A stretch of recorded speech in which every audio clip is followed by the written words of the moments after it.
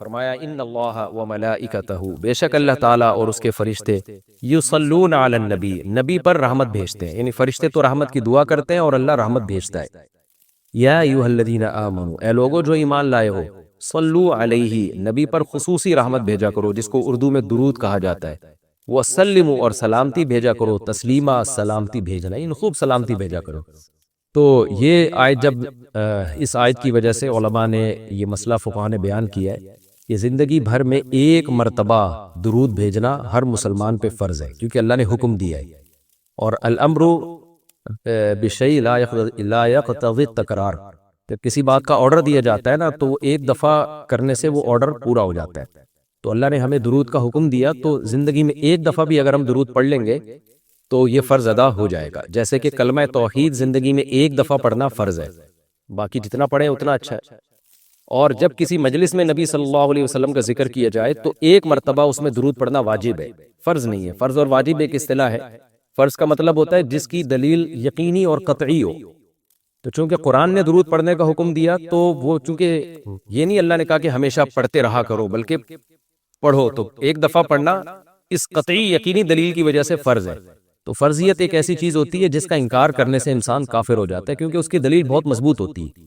اور دوسری حدیث میں آتا ہے کہ وہ شخص بخیل ہے کہ میرے سامنے اس کا تذکرہ کیا جائے اور مجھ پر درود نہ پڑے۔ تو اس حدیث یہ چونکہ خبر واحد ہے، کیونکہ ظاہر ہے قرآن جس طرح تواتر کے ساتھ ثابت ہے، اس طرح اخبار آحاد جو خبر واحد ہوتی ہیں وہ اس طرح تواتر کے ساتھ ثابت نہیں ہوتی، تو اس میں تعویل کا بھی امکان ہوتا ہے۔ تو اس لیے فقہا، خاص طور پر احناف جو ہے، فقہائے حنفیہ، انہوں نے فرض اور واجب ایک ٹرم بنائی ہے شرعی مسائل کو سمجھانے کے لیے۔ تو اس لیے انہوں نے کہا کہ جب کسی مجلس میں نبی کا نام آئے نا تو اس مجلس میں ایک دفعہ کم سے کم درود پڑھنا واجب ہے۔ واجب کا درجہ تھوڑا سا فرض سے نیچے ہوتا ہے کیونکہ وہ حدیث سے ثابت ہے۔ تو اور پھر جب بار بار نبی کا نام آئے تو پھر بار بار پڑھنا واجب نہیں ہے کیونکہ اس میں حرج ہے۔ ہاں مستحب ضرور ہے کہ جتنی دفعہ پڑھیں، جب بھی نبی صلی اللہ علیہ وسلم کا نام آئے تو لازمی درود شریف پڑھا کریں، یہ تو مستحب ہے۔ نبی صلی اللہ علیہ وسلم نے فرمایا جس شخص نے مجھ پہ ایک دفعہ درود پڑھا اللہ اس پر 10 رحمتیں نازل کرتے ہیں اور اس کی 10 خطاؤں کو معاف کرتے ہیں۔ تو بہت زیادہ فضیلت ہے درود شریف پڑھنے کی، اور یہ بڑی عجیب بات ہے کہ درود شریف جو ہے یہ اصل میں اللہ کی عبادت ہے۔ یہاں میں آپ کو ایک دلچسپ مسئلہ بھی بتاتا چلوں۔ شرعی مسئلہ یہ ہے کہ جب ہم کوئی منت مانتے ہیں نا، منت کہ اگر اللہ نے میرے مریض کو شفا دے دی تو میں اتنے روزے رکھوں گا، میں یہ کروں گا، میں یوں کروں گا، تو اس عمل کو منت کہا جاتا ہے کہ باقی اگر آپ ٹھیک ہو گئے تو آپ پر لازم ہوتا ہے کہ آپ وہ کام کریں۔ تو منت میں یہ ضروری ہے کہ آپ جس چیز کی منت مانیں وہ عبادت مقصودہ ہو اور اس کی جنس میں سے لازم بھی ہو، یعنی عبادت میں کامل عبادت ہونی چاہیے، وہ عبودیت کا عنصر اس میں ہو۔ جیسے آپ نے منت مانی کہ اگر جو ہے میں امتحان میں پاس ہو گیا تو میں 3 روزے رکھوں گا، تو روزے عبادت ہے، مقصود ہے، یعنی عبادت مقصودہ میں سے۔ لیکن اگر آپ نے منت مانی کہ میں اگر امتحان میں پاس ہو گیا تو میں وضو کروں گا، تو وضو چونکہ مقصود نہیں ہے، عبادت مقصودہ نہیں ہے، وضو سے مقصد تو نماز ہوتی ہے، تو وہ منت آپ کے اوپر لازم ہی نہیں ہوگی۔ آپ نے اگر منت مانی کہ جی میں صدقہ کروں گا، تو صدقہ عبادت مقصودہ ہے اور اس کی جنس میں سے جو زکوٰۃ ہے وہ واجب بھی ہے۔ روزے کی جس میں سے رمضان کا روزہ واجب ہے۔ آپ نے نفل نماز کی منت مانی تو بھی منت پورا کرنا آپ پر لازم ہے، کیونکہ نفل نماز جو ہے وہ عبادت بھی ہے اور اس کی جنس میں سے یعنی فرض نماز آپ پر لازم بھی ہے۔ تو اگر دونوں میں سے ایک شرط بھی نہیں پائی جائے گی تو منت پھر منعقد ہی نہیں ہوتی ہے۔ جیسے آپ نے کہا کہ میں جو ہے وہ اگر امتحان میں کامیاب ہو گیا، پاس ہو گیا، تو میں جو ہے اپنے والدین کی خدمت کروں گا، تو یہ خدمت ثواب تو بہت ہے لیکن عبادت مقصودہ نہیں ہے، عبادت مقصودہ نہیں ہے۔ تو یہ منت آپ پر پورا کرنا لازم نہیں ہوگی۔ خدمت تو کرنی چاہیے، ماں باپ کی خدمت سے بڑھ کر تو دنیا میں کوئی نیکی نہیں ہے، لیکن عبادت مقصودہ نہیں ہے۔ مقصودہ کا مطلب نماز، حج، یہ سب چیزیں جو ہے نا مقصود میں آتی ہیں۔ یہ کسی عارضے کی وجہ سے اللہ نے ہمیں حکم دیا ہے کہ تاکہ ماں باپ کو پریشانی نہ ہو۔ یہی وجہ ہے کہ اگر خدمت کے محتاج نہیں ہوتے تو پھر خدمت واجب بھی نہیں ہوتی، ان کی خدمت کے محتاج ہوتے ہیں تو واجب ہوتی ہے۔ لیکن نماز تو جب بھی ٹائم آئے گا آپ پر لازم ہوگی، زکوٰۃ تو سال گزرنے کے بعد جب بھی صاحب نصاب ہوں گے آپ پر لازم ہوگی، چاہے غریبوں کو ضرورت ہو یا نہ ہو، آپ پر تو زکوٰۃ واجب ہوتی رہے گی۔ تو اب علماء کا اختلاف ہوا ہے کہ اگر کوئی شخص درود شریف کی منت مانتا ہے تو کیا اس پر درود شریف کی منت پوری کرنا لازم ہے؟ بعض علماء نے کہا کہ نہیں، کیونکہ درود شریف بھی عبادت مقصودہ میں سے نہیں ہے۔ اس کی پہلے میں اور آسان مثال دیتا ہوں، جیسے تلاوت۔ علماء کہتے ہیں اگر کوئی یہ منت مانتا ہے کہ اگر میں امتحان میں کامیاب ہو گیا تو میں 3 پارے تلاوت کروں گا، تو یہ منت پوری کرنا بھی واجب نہیں ہے، کیونکہ قرآن پڑھنا بہت زیادہ ثواب تو ہے لیکن عبادت مقصودہ نہیں ہے، بلکہ مقصد قرآن سے کیا ہے کہ آپ کا دل بنے اور آپ کو آخرت کی یاد تازہ ہو، آپ کو شرعی احکام کا علم ہو۔ ثواب بہت ہے، ہر ثواب کا کام اصطلاحی عبادت نہیں ہوتا، خوب سمجھ لیں۔ عبادت کی بھی 2 قسمیں ہیں، ایک عبادت ٹرم ہے، اصطلاح ہے، اور ایک عبادت مجازن ہم عبادت، ہر اچھے کام کو عبادت کہتے ہیں۔ اس لحاظ سے تو کھانا کھانا بھی عبادت ہے کہ اگر آپ کی نیت اچھی ہے اس سے، لیکن ایک ہوتی ہے مقصود عبادت، تو مقصودہ عبادت میں سے نہیں ہے۔ ثواب بہت ہے قرآن کی تلاوت کرنا، اللہ سے محبت کی علامت ہے، بغیر سمجھ کے پڑھنا بھی بہت بڑی نیکی ہے، قرآن بغیر سمجھ کے پڑھنا بھی، لیکن قرآن کی تلاوت کی منت جو ہے وہ منعقد نہیں ہوتی۔ تو اسی طرح اب یہ اختلاف ہوا ہے کہ اگر کوئی درود شریف کی منت مان لیتا ہے کہ اگر میں امتحان میں کامیاب ہو گیا تو میں 100 دفعہ درود شریف پڑھوں گا، تو کیا یہ منت پوری کرنا واجب ہے یا نہیں؟ تو بعض علماء کہتے ہیں کہ واجب نہیں ہے۔ وجہ اس کی ہے کہ درود شریف عبادت مقصودہ نہیں ہے، کیونکہ درود شریف کا مقصد تو یہ ہے سید الانبیاء محمد صلی اللہ علیہ وسلم سے محبت کا اظہار، تو یہ نماز روزے کی طرح نہیں۔ لیکن راجح قول یہ ہے، جس پہ فتویٰ دیا گیا ہے، کہ یہ منت پوری کرنا واجب ہے، کیونکہ درود شریف عبادت مقصودہ ہے، اور عبادت مقصودہ ہے اور اس کی جنس میں سے واجب بھی ہے، فرض بھی ہے۔ تو فرض کیسے ہے؟ کیونکہ قرآن نے ہمیں حکم دے دیا، اب زندگی میں ایک دفعہ درود شریف پڑھنا فرض ہو گیا۔ یہ مسئلہ تو آسانی سے سمجھ میں آ گیا کہ فرض کیسے۔ اب یہ ایک سوال پیدا ہوتا ہے عبادت مقصودہ کیسے ہے؟ نبی صلی اللہ علیہ وسلم کی تو عبادت جائز ہی نہیں ہے۔ اس کا بڑا دلچسپ جواب دیا حضرات فقہا نے کہ درود شریف اصل میں اللہ کی عبادت ہے، جو ہم اللہ کو خوش کرنے کے لیے کرتے ہیں، کیونکہ اللہ نے ہمیں آرڈر دیا ہے، اور اس میں عبادت کا عنصر، عبادت کہتے ہیں جس کی جو ہے وہ جس میں عبودیت کا عنصر ہو، آپ بطور غلام جو کام کر رہے ہو، جس میں آپ کو لاجک پوچھنے کی بھی اجازت نہیں ہوتی۔ جیسے 5 نمازیں فرض ہیں نا، کیوں فرض ہیں؟ بھی لاجک کی ہمیں حکم نہیں، ہم نے پڑھنی ہے۔ روزہ فرض ہے، اس کی حکمت اللہ نے بیان کی، لیکن وہ حکمت نہ بھی ہو تو روزہ رکھنا پڑے گا۔ تو درود شریف بھی عبادت مقصودہ میں سے ہے، اس لیے کہ اللہ نے ہمیں حکم دیا، تو ہم اللہ کو خوش کرنے کے لیے اللہ کی غلامی کے طور پر پیغمبر پر درود بھیجتے ہیں۔ تو اس سے درود شریف کی اہمیت بہت زیادہ بڑھ جاتی ہے، اور اس میں بہت ساری حکمتیں حاصل ہو جاتی ہیں کہ ہم اللہ کو راضی کرنے کے لیے، کیونکہ اللہ نے ہمیں حکم دیا ہے، جیسے نماز کا حکم دیا، زکوٰۃ کا حکم دیا، اللہ نے کہا کہ تم یہ عبادت کرو گے میری، یہ ہوگی میری، کیونکہ دعا عبادت ہے۔ دعا میں کیا ہوتا ہے؟ ہم اللہ سے بھکاریوں کی طرح مانگتے ہیں، تو اللہ نے کہا اور دعائیں تم مانگو نہ مانگو، یہ والی تو اسپیشلی تم پہ فرض ہے۔ ایک تو اطلاق دعا مانگنا ہے نا، لیکن اسپیسیفک کوئی مخصوص دعا مانگنا تو فرض نہیں ہے، لیکن یہ والی دعا مانگنا ہم پہ اللہ نے فرض کیا ہے کہ تم نے پیغمبر کے لیے رحمت کی دعا کرنی ہے، یہ تم پہ فرض ہے، یہ مجھے خوش کرنے کے لیے فرض ہے۔ تو یہ عبادت ہے، لیکن اللہ کی عبادت ہے، اور نبی کے لیے دعا ہے یہ۔ تو اس سے درود شریف کی اہمیت بھی بہت بڑھ جاتی ہے، اور ہمیں سید الانبیاء صلی اللہ علیہ وسلم کی اہمیت کا بھی پتہ چلتا ہے کہ اللہ نے پیغمبر پہ درود بھیجنے کو اپنی عبادت قرار دے دیا ہے۔ تو سید الانبیاء صلی اللہ علیہ وسلم کی بھی ویلیو بہت زیادہ بڑھ جاتی ہے۔ جیسے قرآن میں آتا ہے نا کہ وَرَفَعْنَا لَكَ ذِكْرَكَ، ہم نے آپ کے تذکرے کو بلند کیا ہے۔ تو کیسے بلند کیا؟ علماء نے اس کا جواب دیا کہ نماز میں بھی درود شریف ہے، اور اتحیات میں نبی صلی اللہ علیہ وسلم پہ سلامتی بھیجنے کو اتحیات کا حصہ بنا دیا گیا ہے، اور اذان میں اشہد ان لا الہ الا اللہ کے ساتھ اشہد ان محمد رسول اللہ کو بھی ایڈ کیا گیا ہے۔ تو اس سے سید الانبیاء صلی اللہ علیہ وسلم کی بہت زیادہ فضیلت ثابت ہوتی ہے۔ تو اس لیے درود شریف کا اہتمام کرنا چاہیے۔ جیسے شریعت میں بعض عبادتیں بعض اوقات میں زیادہ پسندیدہ ہیں، آپ دن میں نوافل پڑھیں اس کا بھی ثواب ملتا ہے، لیکن یہ نوافل آپ رات کے آخری حصے میں پڑھیں تو تہجد بن جائے گی، بہت زیادہ ثواب ہو جائے گا۔ آپ روزہ رکھیں عام دنوں میں ثواب ہے، پیر جمعرات کو زیادہ ثواب ہے، ایام بیز میں زیادہ ثواب ہے، رمضان کا تو بہت ہی زیادہ ثواب ہے، عاشورہ کا بھی ثواب ہے۔ تو جیسے جتنی بھی عبادتیں ہیں وہ خاص دن اور خاص اوقات میں ان کی فضیلت بڑھ جاتی ہے۔ تو ایسے ہی درود شریف کے بارے میں حدیث میں آتا ہے کہ عام دنوں میں بھی درود شریف میں بہت ثواب ملتا ہے، لیکن صحیح حدیث سے یہ بات ثابت ہے کہ جمعے کے دن درود شریف پڑھنا عام دنوں سے زیادہ افضل۔ اسی وجہ سے ہمارے اکابر کا ہمیشہ سے معمول رہا ہے، جو ہم نے دیکھا بھی ہے کہ وہ جمعے کے دن خاص طور پر عصر کی نماز کے بعد درود شریف پڑھنے کا بہت زیادہ اہتمام کرتے ہیں، اور جب وہ عمرے کے لیے یا حج کے لیے جاتے ہیں تو بھی مسجد نبوی میں اکثر وہ میں نے دیکھا اپنے بڑوں کو کہ وہ عصر کی نماز کے بعد نا مسجد نبوی میں صرف درود شریف ہی پڑھتے ہیں بیٹھ کے۔ ایک تو وہ جگہ ایسی ہے کہ جہاں سید الانبیاء صلی اللہ علیہ وسلم کا روضہ اطہر ہے سامنے، اور پھر وہاں جمعے کا دن بھی ہو تو اور پھر عصر کا وقت جو ہے وہ قبولیت کا وقت ہوتا ہے جمعے کے دن، جیسے کہ حدیث میں آتا ہے نا، جمعے کے دن ایک گھڑی ایسی ہوتی ہے جس میں دعا رد نہیں ہوتی، تو جمہور علماء اس طرف گئے کہ اس سے عصر کا ٹائم مراد ہے، اگرچہ اس میں اختلاف ہے لیکن جمہور اس طرف گئے کہ عصر کا وقت مراد ہے، کہ جمعے کے دن عصر کے وقت درود شریف کا اہتمام کرنا چاہیے۔ اور ویسے بھی اگر آپ کو عصر کے وقت ٹائم نہیں ملتا تو جمعے کی نماز کے لیے آپ وقت سے بہت پہلے آ جائیں، نہا دھو کے تیار ہو کے اگلی صف میں بیٹھیں، اور خطیب صاحب کا بیان شروع ہونے سے پہلے آپ تحیۃ المسجد پڑھنے کے بعد درود شریف کی کثرت کیا کریں۔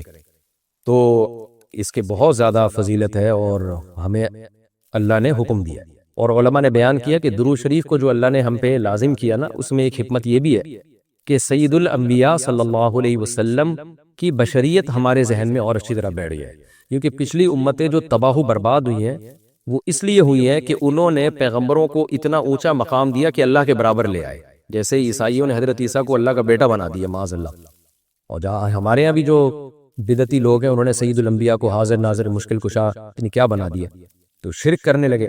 تو درود شریف میں ایک حکمت یہ بھی ہے کہ جب ہم نبی کے لیے دعا کرتے ہیں اللہ تعالیٰ سے کہ اللہ سید الانبیاء پر اپنی خصوصی رحمتیں نازل فرما اور آپ پر سلامتیاں بھیج، تو اس سے ہمیں یہ بھی پتہ چلتا ہے، یہ عقیدہ ہمارے دل میں بیٹھتا ہے کہ محمد صلی اللہ علیہ وسلم بھی اللہ کی رحمت کے محتاج ہے، تبھی تو ہمیں حکم دیا جا رہا ہے کہ ان کے لیے دعا مانگو۔ ہاں یہاں ایک اشکال ہو سکتا تھا اس کا کہ بھئی اچھا اس کا مطلب نبی ہماری دعا کے محتاج ہیں، تو نہ نبی ہماری دعا کے محتاج نہیں ہے، اللہ کی رحمت کے محتاج ہے۔ ہم دعا نہیں بھی مانگیں گے تو اللہ اپنے حبیب صلی اللہ علیہ وسلم پر رحمت بھیجے گا، لیکن اللہ نے ہمیں حکم یہ دیا تاکہ ہماری نظر میں یہ عقیدہ اور اچھی طرح مضبوط ہو جائے کہ تم بھی پیغمبر کے لیے اللہ سے دعا مانگا کرو۔ اس سے پتہ چلتا ہے پیغمبر تمہاری دعا کے محتاج ہو یا نہ ہو، لیکن اللہ کی رحمت کے بہرحال محتاج ہیں، اور پیغمبر بھی اس لائق ہے کہ ان کے لیے دعا مانگی جائے، اور یہ اس سے ان کا مرتبہ کم نہیں ہوتا بلکہ مرتبہ بڑھ جاتا ہے، کیونکہ پیغمبر نے ہمیں یہ سکھایا ہے کہ یا ایھا الناس انتم الفقراء الی اللہ، اے لوگو تم سب کے سب اللہ کے در کے محتاج ہو۔ اور یہ جو میں نے کہا کہ پیغمبر اس لائق ہیں کہ ان کے لیے دعا مانگی جائے، تو اس کا کوئی یہ مطلب نہ لے کہ پیغمبر ہماری دعا کے محتاج ہیں، یہ میں بار بار بتا چکا ہوں، ہماری دعا کے محتاج نہیں ہے، لیکن اللہ تعالیٰ یہ چاہتے ہیں کہ میں پیغمبر پر رحمت بھیجوں، لیکن اس میں امتیوں کا حصہ پڑ گیا۔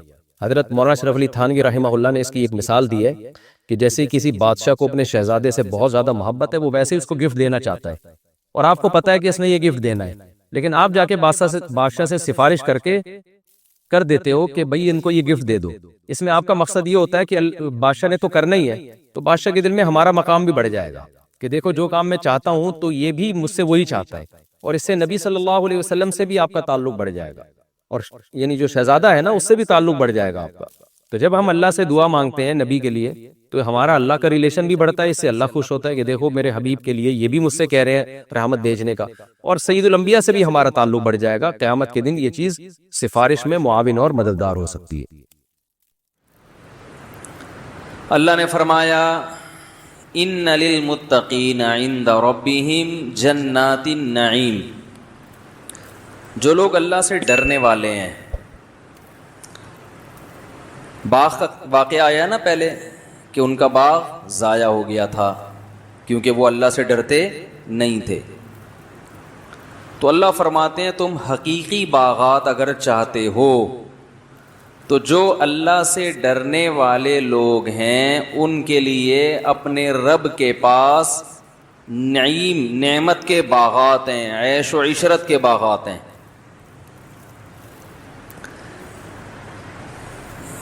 دیکھو لوگ موٹیویٹ کرتے ہیں نا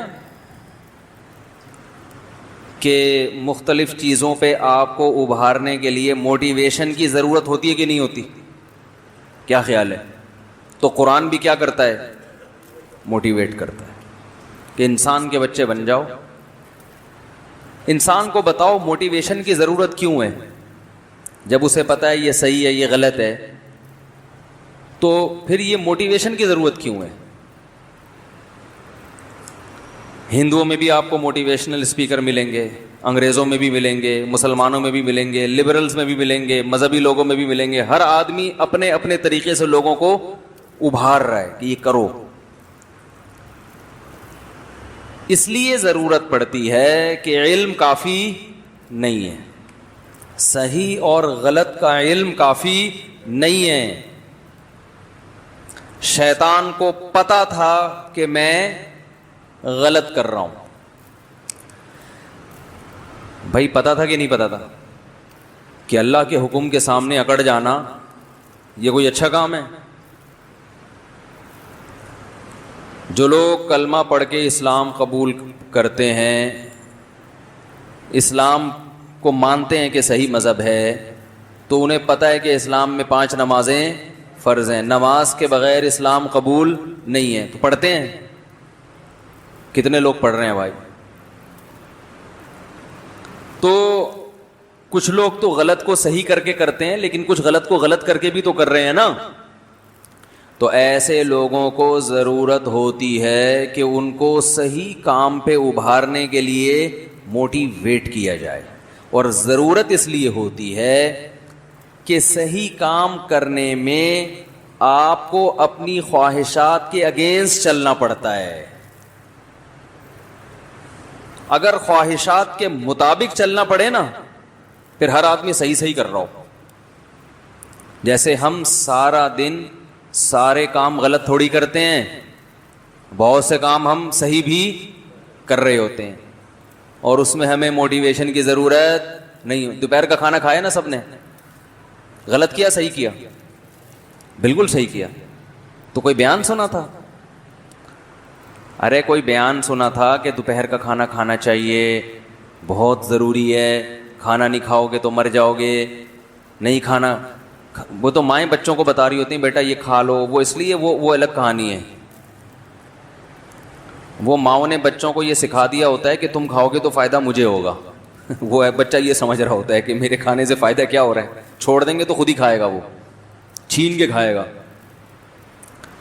तो दोपहर लंच सबने किया है, बिल्कुल सही किया। लंच करना चाहिए, खाना खाना चाहिए। आम खाते हैं कि नहीं खाते बताओ? तो क्या कहीं गूगल पे मजमून पड़ा था कि आम खाना चाहिए? जिन्होंने पढ़ा है वो भी खाते हैं, जिन्होंने नहीं मजमून पढ़े वो भी खाते हैं। बल्कि जिसको नहीं भी खाना चाहिए वो भी क्या कर रहा है? खा रहा है। अब बताओ, आम खाना गलत बात है अच्छी बात है? अच्छा काम, मज़ेदार भी है, और उसमें कहा जाता है कि गोल्ड होता है, विटामिन ए होता है। ऐसा विटामिन ए है जो जल्दी जुज़्वे बदन बन जाता है। विटामिन ए तो ज़रूरी है ना बॉडी के लिए। तो आम का जो विटामिन ए है, डॉक्टर कहते हैं कि आपके जिस्म का पार्ट, भाई एक तो गोलियां खा रहे हो, एक है डायरेक्ट आम खाओ, तो खाओ आप, लेकिन इसके लिए कोई मोटिवेशन की ज़रूरत है, रोकने के लिए ज़रूरत होती। भाई एक पेटी पूरी खा गया, बस कर यार, मर जाएगा, है भाई, मोटा हो जाएगा, बस कर। तो हर सही काम, उसके लिए मोटिवेशन की ज़रूरत नहीं होती। तो बहुत से काम हम दिन भर में सही भी कर रहे हैं जो करने चाहिए। वालिदैन को औलाद से मोहब्बत होती है, तभी बाप अपनी औलाद पर खर्च करता है, उसके फ्यूचर की फिक्र करता है। अच्छा काम है बुरा काम है? अच्छा काम है। इसके लिए अक्सर मोटिवेशन की ज़रूरत नहीं होती, ख़ानदानी काम है।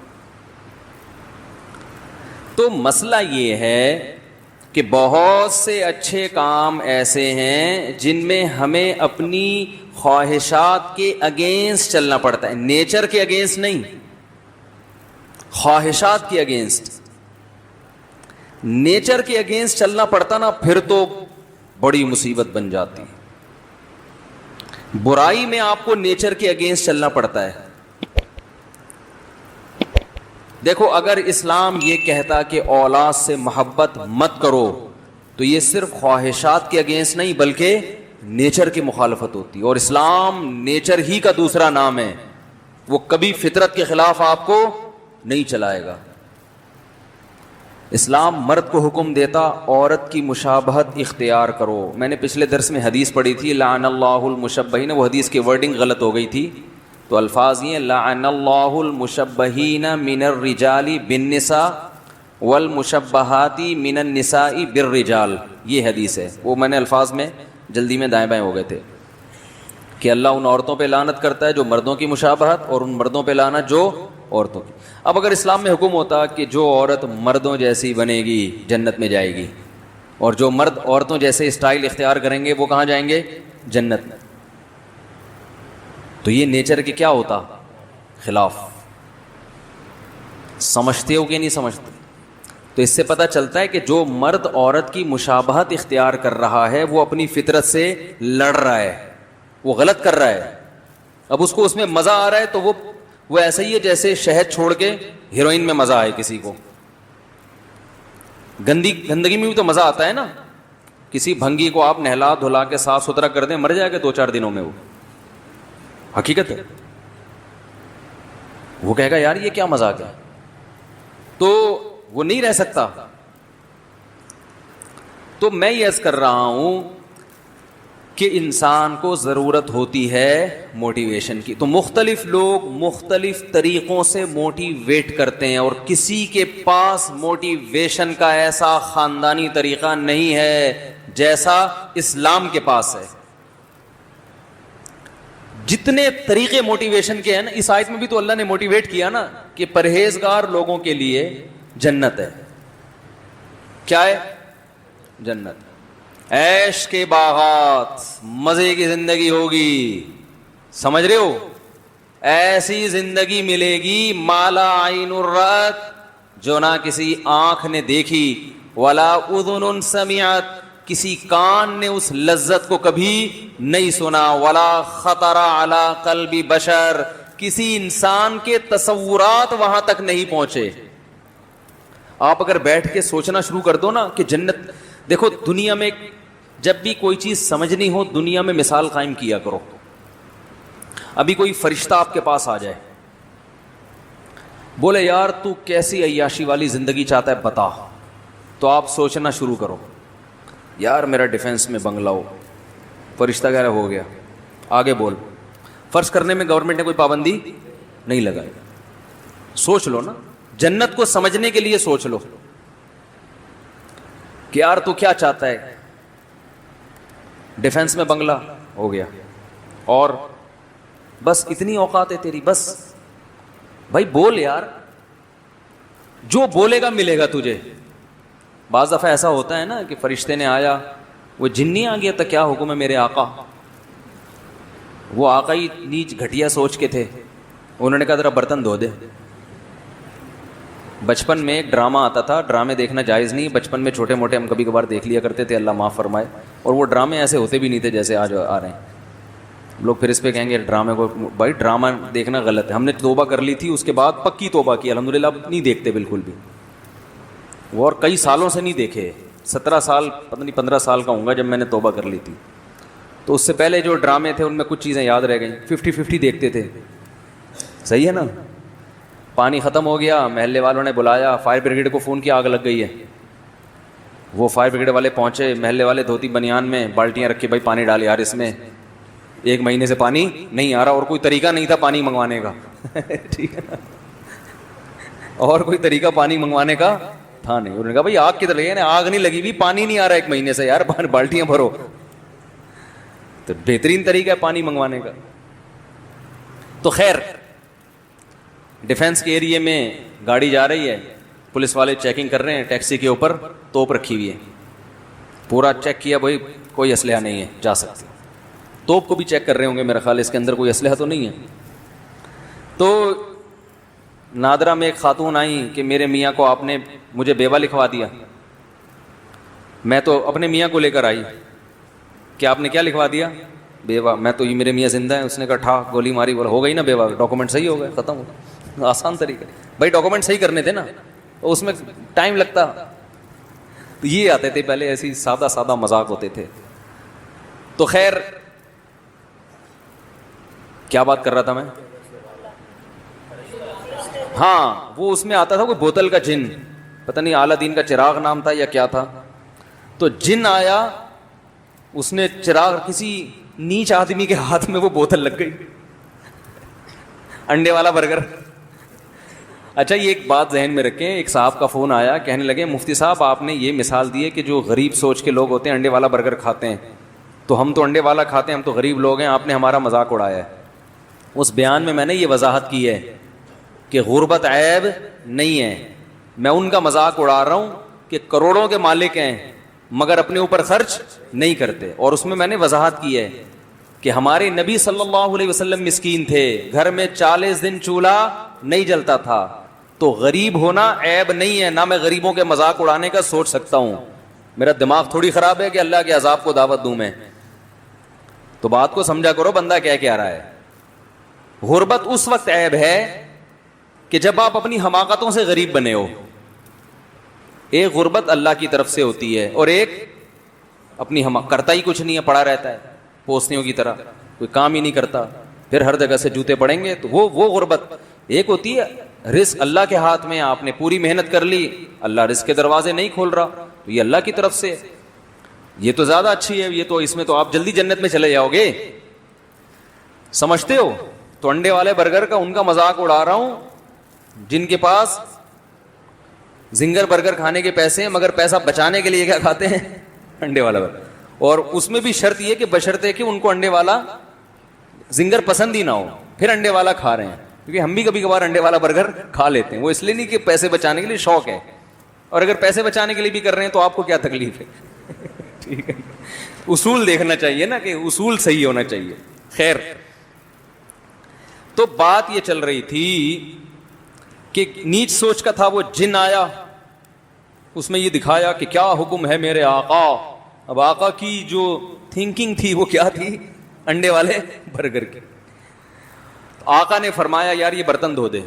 وہ جن حیران, یار میں تو کوئی بندہ مروانا ہو, کوئی عمارت دائیں سے بائیں کرنی ہو, کوئی بینک میں ڈکیتی ڈلوانی ہو, کوئی مجھ سے بڑے بڑے کام کرواؤ, اس کے ذہن میں یہ چیزیں آئی نہیں تھی. اس کا سب سے بڑا کام ہی یہ تھا کہ برتن دھل جائیں گھر کے. اس نے بولا بھائی جن برتن دھو رہا ہے بیٹھ کر. ہاں کیا حکم ہے میرے آقا. پھر وہ رگڑا. آقا خوش اس پر ہو رہے ہیں کہ میرے گھر کے برتن دھل گئے. سوچ انڈے والے برگر کی ہو نا. مثال بڑی خاندانی آئی ہے یار, انڈے والا.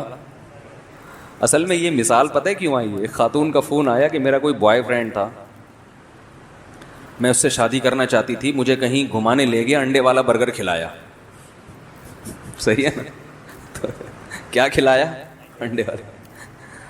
تو پھر اس نے مجھے چھوڑ دیا. وہ ان کی بیچاری ظلم کی داستان تھی. تو مجھے اس وقت خیال ہے جو انڈے والا برگر کھلائے گا بھائی پھر تو کسی بھی ٹائم پہ چھوڑ سکتا ہے. تو یہ جو میری مثالیں آ رہی ہوتی نا, یہ ادھر ادھر سب آپ لوگ صحیح سیکھتا ہوں میں یہ. اچھا, تو بات یہ چل رہی تھی کہ وہ بوتل والا جن جو تھا اس کو کہیں کام پہ لگا دیا, یہ کر وہ کر. تو پھر اس میں دکھایا کہ وہ جن کی ساری صلاحیتوں کی ایسی کی تیسی. جب یہ آقا یا مالک مرا ہے تو وہ جن کسی ہوٹل میں ملازمت کر رہا ہے بیرا بن کے, اور ہوٹل میں کیا لگا رہا ہے؟ پوچے. وہ جن کا جو کام تھا نا بڑی بڑی عمارتیں بنانا دائیں سمے, وہ ساری صلاحیتیں اس میں کیا ہو گئیں؟ ختم. تو آپ اس جن کے آقا کی طرح نہ سوچیں ابھی فی الحال. آپ یہ سوچیں کہ کوئی فرشتہ آپ کے پاس آیا ہے اور آپ سے کہہ رہا ہے یار تو جو آج مانگے گا تجھے مل جائے گا. تو 1 گھنٹہ تو آپ اپنی مینٹل جو ہے نا لیول اس کو اوپر کرنے میں لگائیں. صحیح ہے نا؟ 1 گھنٹہ تو آپ اس سے ٹائم مانگے, یار مجھے پہلے, میں بہت انڈے والے برگر کھا کے ابھی میری جو ہے نا, میں ایسا نہ ہو کہ میرے پاس ٹائم کم ہے اور تو نے 10 منٹ مجھے دیے مانگنے کے لیے, تو میں 10 منٹ میں ایسا نہ ہو کوئی چھوٹی موٹی چیزیں, مجھے تو ابھی مینٹل لیول اپنا بہت اوپر لے جانا پڑے گا نا. تو مجھے ذرا اس سطح تک جانے دو, جانے میں ٹائم لگے گا, ورنہ آپ وہ انڈے اور زنگر پہ آ کے 10 منٹ آپ کے پاس کیا ہو جائیں گے؟ ختم. تو آپ کو اس خول سے پہلے باہر نکلنا پڑے گا. تو اس لیے اب میں 1 گھنٹہ تو سوچنے کی, آپ یہ سمجھیں میں وہ فرشتہ آ کے آپ سے سوال کر رہا ہوں. اگر میرے مخالفین کو فرشتہ کہتے ہوئے ڈر لگ رہا ہو تو جن کہہ لو. جن آئے اور آپ سے کیا کر رہا ہوں؟ سوال کر. لوگ اس پہ بھی کہتے ہیں مجھ سے اپنے آپ کو فرشتہ کہہ رہے ہیں. تو جن آیا ہے اور آپ سے, جن یار فرشتہ ہی ٹھیک ہے. جن کیا, وہ تو فرشتہ تو اللہ کے حکم سے کرے گا نا, جن کے پاس تو اختیارات ہوتے ہی نہیں ہیں اتنے. تو فرض کرو فرشتے نے آ کے آپ سے کہا بھائی اللہ نے مجھے بھیجا ہے, اللہ کو تیری فلاں نیکی پسند آ گئی ہے, اب 10 منٹ ہیں تیرے پاس, 10 منٹ میں تو جو خواہش ظاہر کرے گا وہ تیری خواہش پوری ہو جائے گی. وہ ایک چٹکلا بھی ہے اس پہ. کہتے ہیں کہ ایک فرشتہ 3 آدمیوں کے پاس گیا, کہا کہ تینوں مانگو جو چاہتے ہو وہ ہو جائے گا. اب ان 3 میں سے نا ایک کی 2 سے دشمنی تھی, ایک کی ان 2 سے دشمنی تھی. حسد کتنی بری چیز ہے دیکھو. پہلے نے کہا کہ مجھے جناب فلاں ملک کا بادشاہ بنا دو. فرشتے نے کہا چل بھائی ہو گیا, بادشاہ بن گیا. دوسرے نے کہا تو ایک خواہش. دوسرے نے کہا مجھے دنیا کا کروڑ پتی ارب پتی آدمی بنا دو. ہو گیا بھائی. تیسرے سے کہا تیری کیا خواہش ہے؟ اس نے کہا ان دونوں کو دوبارہ پہلی حالت پہ لے آؤ, جیسے تھے نا ویسا کرو دوبارہ ریورس. ارے تو بھی کچھ مانگ لیتا بن جاتا. تو ایسی خواہشات نہ سوچیں کہ یار اس کی نانی مر جائے, اس کی میری ساس کے ساتھ یہ ہو جائے ہیں بھائی, میرے سالے مر جائیں. یہ فی الحال نیگیٹو نہ سوچیں, پازیٹو یہ سوچنا ہے کہ مجھے یہ مل جائے, مجھے یہ مل جائے. تو فرض کریں فرشتہ آیا, اس نے دیکھو جب اللہ نہ کرے, اللہ کرے نہ کرے نہیں, اللہ کرے جب کوئی بالفرض اس طرح کا فرشتہ آ جائے تو مجھ سے مشورہ ضرور لے لینا, کیونکہ میں کتنا سمجھا رہا ہوں نا آپ کو کہ پتہ نہیں کوئی الٹی سیدھی چیز نہ بول دو آپ لوگ. تو مجھ سے مشورہ ضرور لے لینا, ٹھیک ہے نا. تو میں ذرا بتاؤں گا کہ کیا کرنا ہے, الٹی سیدھی چیزیں کر کے ٹائم نہ ویسٹ کر دو اپنا. تو 10 منٹ فرشتے نے دیے. اب ذرا ہم سب تصور کرتے ہیں کہ ہمیں کیا چاہیے. تو میرا خیال ہے سب سے پہلے ہم کیا مانگیں گے, میں آپ کی مینٹل اپروچ دیکھتا ہوں کہاں تک ہے. سب سے پہلی چیز کیا مانگو گے بتاؤ جی؟ دیکھیں آخرت کی باتیں نہ کریں, مغفرت جنت. ابھی ہم اس دنیا میں فرض کر رہے ہیں, دنیا کی عیاشی میں. وہ تو مغفرت تو آخرت کی چیز ہے نا. کسی کافر کے پاس آ گیا کوئی فرشتہ جو آخرت کو مانتا ہی نہیں ہے, کہ یار تجھے دنیا میں کیا چاہیے, تو دنیا کی چیز بتائیں. سب سے پہلی چیز کیا مانگیں گے بھائی؟ پیسہ. آپ پیسہ مانگیں گے. اور بھائی دنیا کے لحاظ سے دنیا میں جو عیاشی کی چیزوں میں ہے نا, سب سے پہلی چیز کیا مانگو گے؟ ہے بھائی 4 شادیاں مانگیں گے, پٹیں گے جس دن مل گئی اسی دن بولیں گے بھائی کچھ اور مانگ لیتا ہوں. 4 شادیاں والے ایک طرف ہو جائیں. اچھا آپ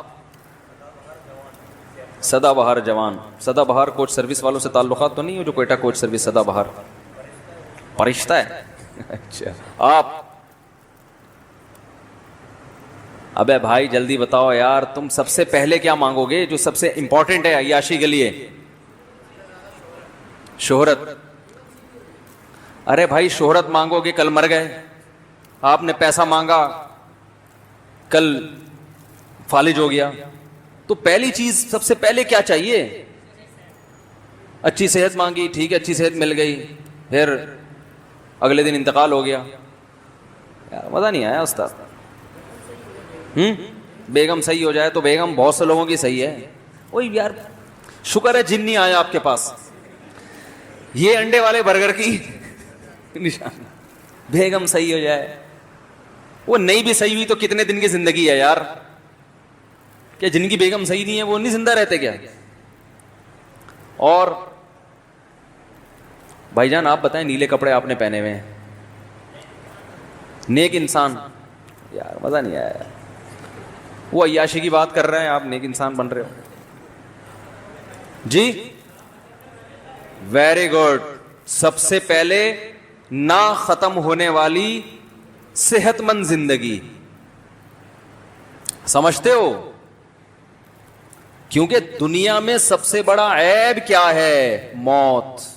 بڑے بڑے عیاش آئے, پتلی گلی سے نکل گئے. سب سے بڑا عیب اس دنیا میں کیا ہے؟ فنا کا لیبل لگا ہوا ہے, ختم ہونے والی ہے. تو ایسی عیاشی کا کرنا کیا ہے جس کے بعد آگے موت ہو؟ ارے ایک بندہ پھانسی کا مجرم ہے یار, مجھے بتاؤ یار آپ کا نام کیا ہے جس نے صحیح جواب دیا؟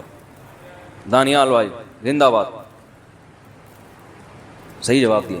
یہ زنگر برگر کھاتے ہیں یہ پیزا کھاتے ہیں. اور یاد رکھو زنگر برگر اور پیزا مزید کھایا تو جتنا رہنا تھا نا اتنا بھی نہیں رہو گے، یہ ذہن میں بتا دوں میں، کیونکہ پیزا کھانے والے کا انا للہ جلدی ہوتا ہے، تو روٹی کھایا کریں، ٹھیک ہے نا. بہرحال دیکھو دنیا کی جتنی عیش و عشرت کی چیزیں ہیں نا، ان میں سب سے بڑا فالٹ کیا ہے؟ مجھے ایک بات بتاؤ، ایئر کنڈیشن روم میں آپ کو رکھا ہوا ہے، صبح شام زنگر برگر کھلایا جا رہا ہے، صبح شام ہر طرح کا پروٹوکول، لوگ آپ سے آئے گلے ملے، یار زبردست زندگی ہے یار آپ کی، یہاں آئے کیسے؟ آپ کہیں یار پھانسی کا مجرم ہوں، کچھ دنوں کے بعد لٹکا دیا جاؤں گا، تو چونکہ سیاسی مجرم ہوں لہذا ذرا پروٹوکول کے ساتھ رکھا ہوا ہے مجھے. آپ فوراً بول کے فوراً پیچھے ہٹ کے بھائی تو میں تیرے سے گلے نہیں ملوں گا، کہیں یہ نحوست، یہ سوچ ہوگی نا آپ کی. بولو کہ میں اپنے جھونپڑے میں زیادہ اچھا ہوں یار، وہ جھونپڑا میرے لیے زیادہ اچھا ہے، کم از کم لٹکنے والا. اچھا مجھے ایک بات بتاؤ، پھانسی کے مجرم کو جیل سے اس شرط پہ رہائی دی جائے کہ تو پہلے ڈیفنس کے 1000 گز کے بنگلے میں رہتا تھا اور اب تجھے کچھ دنوں کے بعد لٹکنا ہے، تو ہم تجھے جھونپڑی میں رکھیں گے مگر پھانسی کی سزا کیا ہو جائے گی؟ ختم. فوراً قبول کرے گا کہ نہیں کرے گا؟ کہے گا یار گزارا کر لوں گا جھونپڑی میں بھائی، گرمی میں گزارا کر لوں گا، مچھروں میں گزارا کر لوں گا، یہ جو ہر وقت موت کا پھندا لٹکا ہوا ہے نا، اس نے میری نیندیں حرام کر دی ہیں. تو بھائی دنیا میں کچھ بھی بن جاؤ، فرعون سے زیادہ طاقتور نہیں ہو سکتے، قارون سے زیادہ مالدار نہیں ہو سکتے. 2 مثالیں اللہ نے ایسی خاندانی بیان کر دی کہ اس کے بعد اب نہ مال میں وہ جان رہی اور نہ حکومت. دیکھو دنیا 2 چیزوں کا نام ہے نا، میں نے بتایا تھا نا کہ دنیا کی محبت دل سے نکل جائے. جب ہم یہ لفظ کہتے ہیں اس کا مطلب کیا ہوتا ہے؟ دولت کی محبت اور جاہ، بڑا بننے کا شوق، یہ 2 چیزیں نکل جائیں. اگر ہو تو اللہ کے لیے ہو، وہ ایک الگ چیز ہے. حکومت چاہیے اللہ کے لیے چاہیے، عہدہ چاہیے اللہ کے لیے، کیونکہ طاقتور مومن کمزور سے اللہ کو زیادہ محبوب ہے. لیکن دنیا برائے دنیا اگر ہے تو بھائی فرعون سے زیادہ عزت نہیں مل سکتی. اس کا جو جاہ و جلال تھا، کتنی عزت، 1000 بچوں کو قتل کر دیا، کوئی اس کے خلاف آواز اٹھانے والا نہیں. اتنی پاور. وَفِرْعَوْنَ ذِي الْأَوْتَادِ، قرآن کہتا ہے جس کی سلطنت کے کھونٹے زمین میں گڑ گئے تھے. کھونٹا جب گڑتا ہے تو کھونٹا نکالنا آسان نہیں ہوتا. تبھی جو قربانی کی گائے آج کل لوگ باندھ رہے ہیں نا، کس سے باندھ رہے ہیں؟ کھونٹے سے. اور چور بڑا ہوشیار ہے، وہ کھونٹا چھوڑ دیتا ہے، گائے اٹھا کے لے جاتا ہے. وہ ایسا ہی ہوتا ہے نا، اس کو پتا ہے کھونٹا نکالنا آسان نہیں ہے. تو فرعون کی سلطنت کے کھونٹے زمین میں گڑ گئے تھے، ایسا پاورفل. اور قارون کتنا مالدار. ان مفاتحہ لتنوء بالعصبۃ اولی القوہ، قرآن کہہ رہے طاقتور جماعت اس کے خزانوں کی چابیوں کو لے کے چلا کرتی تھی. خزانے کتنے ہوں گے، چابیوں کا اتنا بوجھ. اور یہ خزانے ڈالر اور ریال کے نہیں ہوتے تھے جو نوٹ کسی بھی وقت گورنمنٹ چاہے تو منسوخ. وہ گولڈ ہوتا تھا، سونا. سمجھتے ہو کہ نہیں سمجھتے؟ مگر کہاں گئے بھائی وہ؟ فرعون کہاں ہے آج کل؟ آپ کہہ سکتے ہیں بھائی دریا میں غرق ہو گیا، تو نہ بھی ہوتا تو بھی زندہ ہوتا اب تک. وہ تو اللہ نے تباہ کر دیا اس کو. نہ بھی اللہ تباہ کرتا تو فرعون اب تک تو ویسے بھی مارکیٹ سے شارٹ ہو چکا ہوتا. اتنی لمبی عمر تو نہیں ہوتی نا میرے بھائی. قارون اگر زمین میں نہ بھی دھستا تو مارکیٹ سے اب تک شارٹ، اتنا لمبا مارکیٹ میں کوئی نہیں رہتا. تو یار کیا سب سے بڑا عیب اس دنیا کا کیا ہے؟ فنا کا لیبل لگا ہوا ہے. تبھی تو ہم نے شعر سنایا تھا نا، ارے کیا ظلم کر رہا ہے کہ مرنے والوں پہ مر رہا ہے. تو سب سے پہلی چاہت جب آپ عیش و عشرت کی زندگی چاہتے ہو تو سب سے بڑی خواہش کیا ہوگی؟ صحت مند.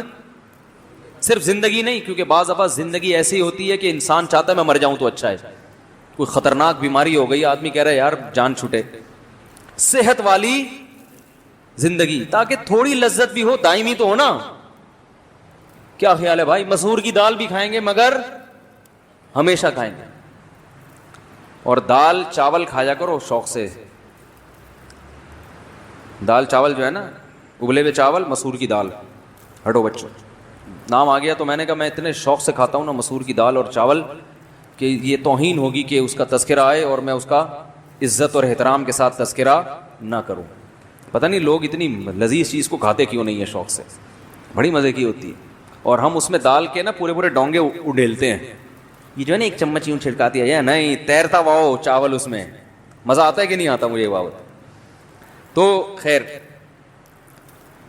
تو اللہ تعالی, ہاں اب فرشتہ آیا آپ کے پاس, وہ کہہ رہے ہیں مانگو کیا مانگتے ہو. تو شکر ہے آپ نے مجھ سے رابطہ کر لیا. تو میں نے آپ کو پہلے نمبر پہ کیا بتایا کہ بھائی ایسی صحت مند زندگی جس میں موت نہ ہو. پہلا عیاشی کا اسٹیپ یہاں سے شروع ہوتا ہے. یہ مل گئی تو باقی کچھ نہ بھی ملے, ہٹو بچوں ہو گیا کہ نہیں ہو گیا, یہ مل گئی تو یہ بھی بہت ہے. علامہ مناوی رحمہ اللہ تعالی ایک بہت بڑے محدث مفسر ہیں, انہوں نے بڑی عجیب بات لکھی ہے. فرمایا کہ جنت اگر محلات نہ ہوتے, مٹی کے گھروندے ہوتے, جنت سونے چاندی کے محل نہ ہوتے, اور جنت میں یہ پرندوں کا گوشت اور یہ کچھ نہ ہوتا, میں اپنی زبان میں کہہ رہا ہوں, سیدھے سیدھے کھچڑی ہوتی ایک بات ہے, پھر بھی وہ اس دنیا سے اچھی تھی, کیونکہ ان مٹی کے گھروندوں میں بھی رہنا ہمیشہ ہے, اور یہاں سونے اور چاندی کے محلات سے بھی نکلنا ہے. ایک مثال دی تھی نا میں نے, دوبارہ ریپیٹ کرتا ہوں, یہ مثالیں جو ہے نا بار بار ریپیٹ کر کے دماغ میں کھوپڑی میں بیٹھتی ہیں. میں بتا رہا تھا نا بھائی, میں کسی کے بنگلے کو دیکھتا ہوں تو الحمدللہ متاثر نہیں ہوتا. کیوں؟ اس لیے بنگلے والے کو میں پہلے نوٹ کر رہا ہوتا ہوں. ٹھیک ہے نا, کہ مکان تو بڑا خوبصورت ہے لیکن رہنے والے کی عمر زیادہ لگ نہیں رہی ہے, ان کا 10-12 سال میں انا للہ ہو جائے گا. تو اتنا خوبصورت بنگلہ, وہ مجھے بتا رہے ہوتے ہیں, یہ دیواریں دیکھ رہے ہیں آپ, تو بھائی بڑی مضبوط دیواریں, دل چاہتا ہے میں ان کی ہڈی پکڑ کے موڑوں, بولو یہ ہڈیاں دیکھ رہے ہو آپ, ان میں جان نہیں ہے, ان میں وہ سریا نہیں ڈالا تو اس مکان کی بنیادوں میں آپ نے سریا ڈالا ہے. کیا خیال ہے بھائی جان؟ اچھا میرا بچہ بھی بھائی جان کرنے لگا, وہ بھائی اس طرح بولتا ہے چھوٹا بچہ. تو سب سے پہلی چیز آپ اس فرشتے سے عیاشی کے لیے کیا مانگ, ابھی میں نے آپ کو انڈے والے برگر سے نکال دیا ہے, تھوڑا سا ہم کس کی طرف آ رہے ہیں, زنگر کی طرف. ابھی تھوڑا تھوڑا چل پڑے ہیں, سوچ کو اوپر, میں نے تبھی کہا تھا نا 1 گھنٹہ اس سے مانگنا سوچنے کے لیے خالی. تو پہلی چیز آپ نے کیا خاندانی مانگو گے. اب فرض کر لو آپ کو وہ مل گئی, ابھی کوئی آپ کو آگے بتا دے کہ یار تمہیں ایسی زندگی اللہ نے دے دی ہے کہ, یا کوئی ایسی ویکسین ایجاد ہو گئی ہے, ڈاکٹروں نے ایجاد کر لی ہے کہ وہ ایسی ویکسین ہے کہ انسان کبھی بیمار نہیں ہوگا, اور موت کو اس ویکسین نے کیا کر دیا ہے, ہمیشہ کے لیے ختم. کروڑوں اربوں روپے میں بھی مل رہی ہوگی تو لوگ, عمران خان کو مل جائے, وزیر اعظم کو, اور قیمت یہ مانگی جائے کہ وزارت چھوڑ دو, وزارت چھوڑ دو تو یہ ویکسین آپ کو دے دی جائے گی. مسلم لیگیوں کو کہا جائے کہ اپوزیشن سے بھی ہٹ جاؤ. ٹھیک ہے نا, ہر آدمی ویکسین خریدے گا, بولے گا بھائی وزارت گئی تیل لینے. ریاض ملک کو کہہ دیا جائے کہ بحریہ ٹاؤن آپ کا ہے, آپ ایک انجیکشن ہم آپ کو دے رہے ہیں, وہ لگے گا تو آپ ہمیشہ جوان بھی رہو گے اور کبھی موت بھی نہیں آئے گی, اس کے بدلے میں آپ بحریہ ٹاؤن دے دو. فوراً سے پہلے دے گا کہ نہیں دے گا؟ کیا خیال ہے بھائی؟ فوراً سے پہلے. اور ہمیشہ کا مطلب قیامت تک کی زندگی, ہمیشہ نہیں, پھر بھی لوگ سودا کر لیں گے یار, جب تک یہ کائنات ہے ہم زندہ رہیں گے. تو بھائی یہ اتنی بڑی نعمت ہے کہ انسان سب کچھ چھوڑنے کے لیے تیار ہو جائے. آپ کو پتا ہے بعض دنیا میں ارب پتی لوگ ایسے بھی ہیں جنہوں نے اربوں روپے چھوڑ کر گئے ہیں کہ ہماری باڈی کو سیو رکھا جائے, اسے گلنے نہ دیا جائے, اور ان کا خیال ہے کہ شاید مستقبل میں کوئی ایسی دوا ایجاد ہو جائے کہ مردوں کو زندہ کرنا ممکن ہو. تو اب ان کی باڈی کو مینٹین رکھنے کے لیے نا وہ پیسہ خرچ ہو رہا ہے, حالانکہ ایسا ہونے والا نہیں. غریب اچھا ہے, آرام سے کھا پی کے تمیز سے مر جاتا ہے وہ. ٹھیک ہے نا, تو ایسا ہونے والا نہیں ہے. ہاں عیسیٰ علیہ السلام جب آئیں گے تو مردوں کو زندہ کریں گے, تو ہم سے اگر مشورہ لیا تو ہم کہیں گے حضرت انہوں نے بڑے پیسے خرچ کیے تھے, ایک دفعہ ان کو ذرا زندہ کر لیں, آپ کا معجزہ بھی ظاہر ہو جائے گا اور بندہ بھی زندہ ہو جائے گا. لیکن وہ مسئلہ یہ ہے کہ وہ پھر دوبارہ مار دیتے تھے, یہ فالٹ ہے. ٹھیک ہے نا, فالٹ کا مطلب انسان میں یہ فالٹ ہے کہ اس کو اگر موت کے بعد زندگی ملے گی تو بھی تھوڑی دیر کے لیے. وہ جب زندہ کرتے تھے نا پھر کہتے چل واپس, اب زیادہ ایسا نہیں ہے کہ اب تو گھومے گا بڑے آرام سے, واپس ریورس وہی ہو جائے گا جو اس آدمی نے کہا تھا نا, ان دو کو پرانے والی حالت پہ لے آؤ دوبارہ. تو سب سے بڑی نعمت انسان کے لیے کیا ہے میرے بھائی؟ ہمیشہ کی زندگی, مرد کے لیے بھی اور عورت کے لیے بھی سب سے بڑی زندگی. یہ میں نے عورت کا ذکر اس لیے کہ خواتین بیان میں بیٹھی ہوتی ہیں, ان کو شکایت ہوتی ہے ہمارے ٹاپک پر تو بات ہی نہیں ہوتی. تو میں نے بتا رہا ہوں بھائی یہ بات سب کے ٹاپک پر ہے, اس کی ضرورت مردوں کو بھی ہے اور خواتین کو بھی اس کی ضرورت ہے. تو اب کیا ہوگا اس کے بعد؟ اب اگلا سوال آپ سے کرتا ہے, اور بتا کیا چاہیے؟ اب بتاؤ کیا مانگو گے؟ اب تھوڑا سا تو مینٹل لیول آپ کا اوپر ہو گیا ہے نا. اب بتاؤ دوسرے نمبر پہ کیا مانگو گے؟ وہی ہے نا, ساری چیزیں مجھے ہی لکھ کے دینی پڑیں گی. اب ہر ایک کی سوچ الگ ہو سکتی ہے, کسی کی ترجیحات کچھ ہوتی ہیں, کسی کی ترجیحات. تو بولو کیا مانگو گے دوسرے نمبر پہ؟ بولو یار خدا کے لیے جلدی بولو, میں آگے نہیں چلوں گا جب تک بولو گے نہیں. یار ہم نے تو آپ کو سکھانا ہے نا, سمجھانا ہے. تو ایسے بیان میں کرتا رہوں تو یار یہ کیا مزہ. جو مانگوں مل جائے تو وہ بولے گا کم بخت یہی تو بول رہا ہوں کہ کچھ مانگنا. ہر خواہش تو کہہ رہا ہے میں یہی اسی کام کے لیے تو آیا ہوں, خواہش پوری ہو جائے. اور پھر تو بولے گا ہر خواہش پوری ہو جائے. فرشتہ کے میٹر شارٹ ہو گیا نا, پھر یاد رکھو پھر وہ الٹا بھی کرتا ہے.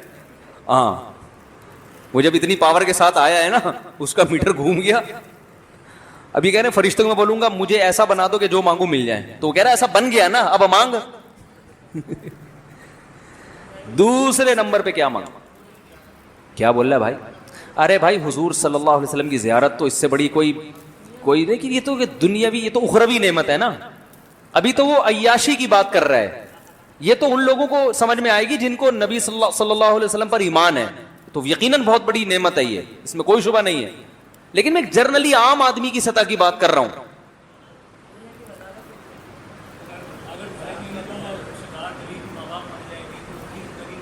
نہیں وہ نہیں, دنیا کی عیاشی, جو عیاشی کرنے والے لوگ جس قسم کی چیزیں مانگتے ہیں اللہ کے بندو, اس کی بات کر رہا ہوں. پوری دنیا پہ حکومت مانگو گے, چلو یہ بھی ایک سوچ ہو سکتی ہے. اور نہ ختم ہونے والا پیسہ, نہ ختم ہونے والا پیسہ, چلو یہ بھی صحیح ہے. اسپیسیفک چیزیں مانگو نا, متعین چیزیں مانگو. اور دیکھو میری نظر میں دو چیزیں ہیں جو اس کے بعد آپ کے لیے سب سے, ہر آدمی میں اس میں ترجیحات مختلف ہو سکتی. اس کے بعد انسان اچھی شریکہ حیات مانگتا ہے جس کے ساتھ زندگی گزارنی. آپ اگر بولو گے پیسہ مانگوں گا تو وہ بھی مل جائے گی مجھے, نا نا نا نا. یہ حدیث سے بھی ثابت ہے کہ دنیا کی نعمتوں میں سب سے بڑی نعمت نیک عورت ہے. اگر دنیا کی نعمتوں میں سب سے بڑی نعمت دولت ہوتی تو آپ اس کو ذکر کرتے نا. آپ نے کہا میں سب سے زیادہ دولت مانگوں گا. میں نے بڑے بڑے دولت مند دیکھے ہیں جن کی بیگمیں ان کو جوتے طبیعت سے لگا رہی ہیں. سمجھ رہے ہو؟ نہیں آ رہی سمجھ میں؟ تو آپ یہ سمجھو گے نا دولت مل جائے گی تو پھر یہ نعمت تو خود بخود آٹومیٹیکلی مل جائے گی. اس خوش فہمی میں مبتلا ہونے کی چندہ ضرورت نہیں ہے. سمجھ رہے ہو؟ تو دوسرے نمبر پہ جو سب سے بڑی, کیونکہ انسان اکیلا زندگی نہیں گزار سکتا. آپ جوان بھی ہو, ہمیشہ بھی زندہ رہو گے, لیکن آپ ہوگے الون, ٹھیک ہے, اکیلے.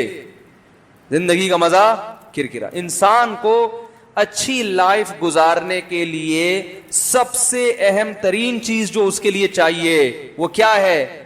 اچھی شریکہ حیات. عورت کے لیے مرد اور مرد کے لیے عورت. تو میں ہوں گا تو دوسرے نمبر پہ مانگوں گا بھائی یہ چاہیے, ہول سیل کے حساب سے چاہیے ہم. ٹھیک ہے. اب آپ کو اس پہ تکلیف ہو رہی ہے تو آپ کا اپنا ہیڈیک ہے بھائی. کیا چاہیے بھائی؟ 50-60 اور زیادہ کر لو, 70,000 کر لو, وہ تو دینے کے لیے تیار ہے نا. تیسرے نمبر پہ کیا مانگو گے؟ بولتے کیوں نہیں یار؟ میں بیان چھوڑ کے چلا جاؤں گا جب ابھی فرشتہ بیٹھا ہوا آپ کو چیزیں دے رہا ہے, اس میں اتنی سستی کر رہے ہو تو آگے جب محنت سے جنت کمانے, فری پھوکٹ کی جنت قبول نہیں ہے بھائی. فری پھوکٹ میں فرشتہ آگے کہہ رہا ہے یہ تو وہ بولتے ہوئے آپ کو تکلیف ہو رہی ہے, تو جب وہ کہے گا یہ عمل کرو گے تو پھر ملے گی, تو عمل کہاں سے کرو گے؟ ارے فرشتے نے آ کے آپ کو بولا کہ یہ چاہیے, تو وہ چاہیے میں آپ کتنا ٹائم لگا رہے ہو. بولنے میں، تو عمل میں کتنا ٹائم لگاؤ گے؟ جلدی بتاؤ تیسرے نمبر پہ. دیکھو تیسرے نمبر پہ انسان کو اچھے گھر کی ضرورت ہوتی ہے. روڈ پہ تھوڑی رہے گا ہیں؟ ابے ساری زندگی کیا شریک حیات کو لے کے روڈوں پہ گھومے گا؟ کیا خیال ہے؟ کوئی جگہ تو ہو نا جہاں اصل گھر تو ہو. تو تیسرے نمبر پہ کیا مانگے گا وہ؟ گھر. لگژری جگہ پہ گھر ہو، ڈیفنس میں، ملیر کینٹ میں، یا اور کوئی اچھے ڈی ایچ اے بن رہا ہے ابھی بہت دور بن رہا ہے، یا اور کوئی سوچنے پہ گورنمنٹ کی طرف سے کوئی امریکہ میں چاہیے مجھے، ٹھیک ہے نا، سوچ کے آپ بولو گے بھائی مجھے سوئٹزرلینڈ میں چاہیے. اتنا بڑا کم از کم ہونا چاہیے. اتنا بڑا بھی نہ کر دو کہ سوچنے پر فٹ بال کا میدان بن جائے، وہ گھر ہی نہ رہے. بھائی اتنا بڑا گھر مجھے چاہیے جس میں سوئمنگ پول ہو، جس میں باغ ہو، صحیح ہے نا، جس میں ہر طرح کی انٹرٹینمنٹ کا سامان ہو. اور لگژری گھر میں خادم بھی ہوتے ہیں، خدمت گزار، یہ ساری. کیونکہ صرف پیسہ ہی نہیں، ضروری نہیں کہ پیسہ ہو تو آپ کو اس طرح کا گھر مل جائے. تو ایسا خوبصورت خاندانی مجھے کیا چاہیے؟ گھر چاہیے. پھر پیسہ بھی چاہیے. تو اس کے بعد آپ کی ساری چیزیں کیا ہو جائیں گی؟ شروع. اب مجھے ایک بات بتاؤ کہ اگر کوئی آپ کو موٹیویٹ کرنے کے لیے کسی انگریز کا لیکچر آپ سن رہے ہو، وہ کس طرح سے موٹیویٹ کرتے ہیں؟ بھائی اچھے کام کیا کرو، تھینک یو کیا کرو، اچھے، یہی نا مینرز سکھا رہے ہوتے ہیں نا. ارے گورے کیا سکھا رہے ہوتے ہیں بھائی؟ مینرز. تمیز سے بات کیا کرو، تھینک یو کیا کرو مسکرا کے بعد، اور یہ وہ اپنے ملازمین کا خیال رکھو. یہ سب مینرز پیدا کرنے کے لیے ان کے ہاں موٹیویشن اسپیکر ہوتے ہیں. ہندوؤں میں بھی ہوتے ہیں، ٹھیک ہے نا، کہ ویژن بنایا کرو، یہ کیا کرو، وہ کیا کرو. موٹیویٹ کیسے کرتے ہیں؟ ان کے پاس کیا ہے موٹیویشن کے لیے؟ بتاؤ. کوئی ڈھنگ کی بات ان لوگوں کے پاس نہیں ہے. انسان کو خدا کی قسم انسان کا بچہ بنانے کے لیے آخرت کا تصور کے بغیر انسان کو انسان کا بچہ بنانا ممکن ہے ہی نہیں. ناممکن ہے کسی کو اچھا انسان بنا دو. آپ کہہ سکتے ہیں یار اتنے سارے انگریز اچھے بن گئے، اور نہیں بنے اچھے بنے ہوتے تو سب سے پہلے خدا کو مانتے نا، جس نے پیدا کیا، خدا کو، گاڈ کو جس نے پیدا کیا، جو کریٹر ہے، اس کو اپنی ڈکشنری سے ہمیشہ کے لیے نکال دیا ہے. انسانوں سے تعلقات کے خواہاں ہیں کہ انسان سے، کیونکہ انسانوں کے انسان سے مفاد ہوتے ہیں. سب سے پہلے جو مینرز انگریزوں نے سکھانا شروع کیے پتہ ہے کہاں سے آئے ہیں؟ جب مذہب کو انہوں نے نکالا نا اپنے ملکوں سے، تو چوریاں، پہلے تو پادری موٹیویٹ کرتے تھے نا عیسائیوں کو، بھائی آخرت ہے، جنت ہے، جہنم ہے. جب انہوں نے مذہب کو نکالا تو مذہب نکلتے ہی جنت جہنم بھی کیا ہو گئی؟ نکل گئی. کیونکہ سائنسدان تھوڑی بتاتے ہیں جنت اور جہنم کے بارے میں، تو مذہب بتاتا ہے نا. مذہب کو جب انہوں نے سائڈ پہ لگایا تو اب لوگوں کو اچھا کیسے بنائیں. اب ہوا یہ تھا، آپ ہسٹری اٹھا کے دیکھیں آپ کو ملے گا، کمپنیوں میں ملازمین نے کام کرنا چھوڑ دیا. تنخواہ پوری لیتے تھے اور کام میں کیا کرتے تھے؟ ڈنڈیاں مارتے تھے. تو انسان انسانوں سے مفاد حاصل کرنے کے لیے انسانوں کو اچھا بنانا چاہتا ہے. ایمانداری ہوگی تو ہماری فیکٹریاں چلیں گی، نوٹ آئے گا، روکڑا آئے گا. نہیں آ رہی بات؟ گورنمنٹ جو کہتی ہے کہ عوام کو حکومت کے قانون کی پابندی کرنی چاہیے، اس کا مطلب تاکہ سب لوگ تمیز سے چلیں، ہم حکومت امن اور شانتی کے ساتھ کریں، یہ مقصد ہے. اچھائی برائے اچھائی مقصد نہیں ہے. اس کی سب سے بڑی دلیل یہ ہے، جن ملکوں میں قانون کو سب سے زیادہ فالو کیا جاتا ہے وہی دنیا کے سب سے بڑے دہشت گرد ہیں. نہیں آ رہی بات؟ صحیح ہے نا.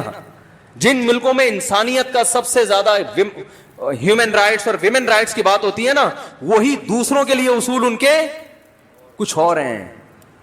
وہ سارے رائٹس جب کسی اور کنٹری پہ وہ اٹیک کرتے ہیں، اٹیک کرنا بھی انلیگل، اور اٹیک کرنے کے جو بم استعمال ہو رہے ہیں وہ بھی سارے کیا ہیں؟ وہ بم استعمال ہو رہے ہیں جو پوری دنیا میں یونائٹڈ نیشن نے پابندی لگائی ہوئی ہے، کر رہے ہیں. کشمیر کا مسئلہ دیکھ لو نا آپ، ساری دنیا جانتی ہے کہ کشمیر میں کیا ہو رہا ہے، ظلم.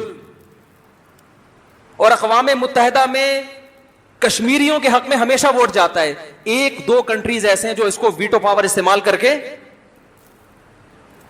اس کو پینڈنگ میں ڈال دیتے ہیں اس مسئلے کو. وہ ایک دو کنٹری ویٹو پاور استعمال کر کے کیوں کشمیر کے مسئلے کو پیچھے دھکیل رہے ہیں؟ ان کے اپنے ذاتی مفاد.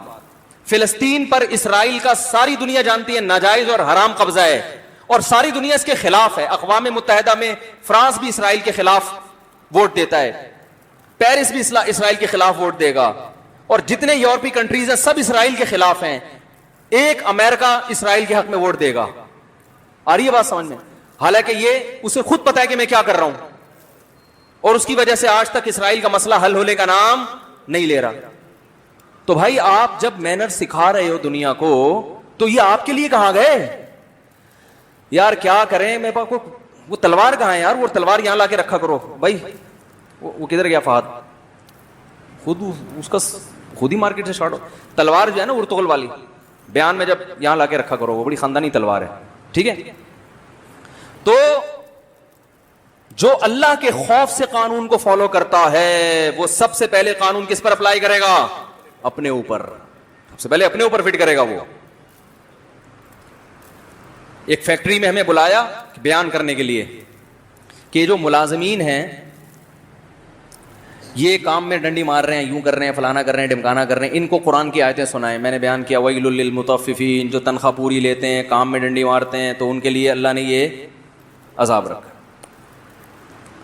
پھر جو مجھے لے کر گئے تھے, میں نے کہا سیٹھ صاحب کو بھی ایک بیان میں نے کرنے کہ جو کام پورا لیں اور تنخواہ ٹائم پہ بولو بھائی نہ دیں. یہ آیت ان کے لیے بھی ہے. سمجھتے نہیں ہو بات. گورا بھی کرے گا, گورا دیکھو معاملات میں ایک نمبر ہے, اس میں دو رائے نہیں ہو سکتی, لیکن وہ اس لیے ایک نمبر ہے کہ اس کو پتا ہے کہ حقیقی معنوں میں بزنس ایک نمبری کے بغیر ممکن نہیں. ہمارے ہاں دو نمبریاں اس لیے ہیں, ابھی نچوڑ لو, کل کی کل دیکھی جائے گی, اور اس سے اپنا بھی بیڑا غرق کرتے ہیں, اپنا امیج بھی خراب کرتے ہیں. لیکن یہی چیز اگر ابھی جو لاک ڈاؤن ہوا ہے نا, ٹیشو پیپر مارکیٹ سے کیا ہو گئے تھے, ہم صحابہ کرام کو دیکھ رہے ہیں پیاس سے شہید ہو رہے ہیں بھائی, پانی لے کر گئے دوسرے نے. یہ وہ عرب ہیں, وہ عرب جو جن میں جہالت کوٹ کوٹ کے بھری ہوئی تھی, جن کو کسی کا باپ بھی موٹیویٹ نہیں کر سکتا تھا. صحیح ہے نا؟ ایسے جہالت کے گھوڑا آپ کا آگے نکل گیا تو تیرا گھوڑا میرے گھوڑے سے آگے نکلا کیوں ہے؟ اس پہ قاتلانہ لڑائیاں ہوتی تھی. کیا ایک امی نے, ایک وہ پیغمبر جو لکھنا پڑھنا نہیں جانتے, کیسی ان میں ایک جو ہے نا آگ بھری ہے ان میں کہ ادھر میدان جنگ میں شہید ہو رہے ہیں, شدید پیاس لگ رہی ہے, دوسرے نے پانی مانگا تو کہہ رہے ہیں اس کو پلا دو, مجھے بعد میں نہیں پیوں گا, ان کو پلاؤ پہلے. یہ کون سی ورک شاپ کرائی تھی بھائی انہوں نے؟ اور انہی کنٹریز میں جو بڑے دیانتدار بنتے ہیں, جو تھینک یو بات بات پہ, ذرا آپ ان پہ غربت مسلط تو کر کے دیکھو جو غربت ہمارے یہاں ہے. ابھی لاک ڈاؤن میں کیا ہوا تھا؟ آسٹریلیا میں گیا, ٹیشو پیپر بولو بھائی, چھینا جھپٹی ٹیشو پہ لڑ رہے ہیں. تو پیٹ بھرے ہوئے آدمی کے اخلاق کا اعتبار نہیں ہوتا. بھوکے ننگا ہو پھر آدمی کسی دوسرے کو ترجیح دے, پھر پتہ چلتا ہے آپ کے اندر کتنا دم ہے. بہت مشکل ہے بھائی, بات سمجھانا بہت مشکل ہو گیا ہے, بہت مشکل ہو گیا ہے. تو یہ پیڑ جب تونے بھری بھی ہوتی ہیں, پھر یار تھینک یو چلتا ہے, بہت چلتا ہے. وہ ان سب کی پیڑ بھرے میں بھائی, اتنا اللہ نے وسائل دیے ہیں, اب مسکرا کے بات ہی تو کرنی ہے نا, اور کیا رہ گیا, تو کر لیتے ہیں تھینک یو, پھڈے بازی کی ضرورت ہی نہیں ہے. ہمارے ہاں محمد صلی اللہ علیہ وسلم کو دیکھو, گھر میں 40 دن کھانا نہیں پکتا, روٹی نہیں ہے, بیوہ عورت سے نکاح کر رہے ہیں ام سلمہ سے, اور کہہ رہے ہیں بچے بھی لے آؤ. یہ ہمارے یہاں ہوتا ہے. نبی کی سنت پہ آج بھی لوگ عمل کرتے ہیں, جو شریعت کو فالو کرنے والے لوگ ہیں. یہ ظرف آپ کو مارکیٹ میں کہیں نہیں ملے گا. یہ گھٹیا پن جو ہمارے معاشرے میں آیا ہے نا, کہ ماں باپ اپنی اولاد کو روک رہے ہیں کہ اس پہ خرچ نہ کرنا پڑ جائے. خدا کی قسم, اخلاق, بدترین اخلاق کی اس سے بدترین مثال نہیں ہو سکتی. اور یہ پورے یورپ میں ہے, پورے امریکہ میں ہے, کہ پیرنٹس بچہ نہیں پیدا ہونے دے رہے کہ ہمیں اس پہ کیا کرنا پڑے گا, خرچ. کیا مینرز بھائی, کیا مینرز ہے یہ یار؟ اپنی اولاد پہ آپ خرچ کرنے کے لیے کہ یار خرچ نہ کرنا پڑے, نسل کیا کر رہے ہیں, کیا فائدہ غریبوں کو کھانا کھلا کے؟ تو یہ مینرز کچھ بھی نہیں ہے, یہ سب ٹوپی ڈرامہ ہے. صحیح ہے نا, سب بکواس ہے. میں پھر وہ مثال دے کے اپنی بات ختم کرتا ہوں.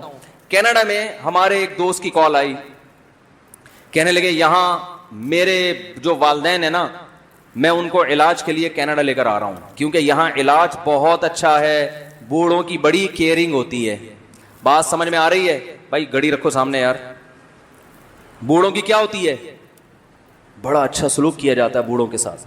पाकिस्तान में बूढ़ों के साथ अच्छा सलूक, 10 मिनट रह गए अजान में, 10 मिनट। पाकिस्तान में बूढ़ों के साथ अच्छा सलूक, बोलो भाई, नहीं होता। मैंने कहा मुझे एक बात बताओ कि आप पाकिस्तानी हो, इतने पैसा खर्च करके अपने बूढ़े बाप को इलाज के लिए कनाडा बुला रहे हो, क्या किसी कैनेडियन में दम है? नहीं आ रही बात। कैसे समझाएं, कैसे समझाएं? वो अमेरिका की पुलिस वाला एक आया हुआ था, वो भी चला गया यार।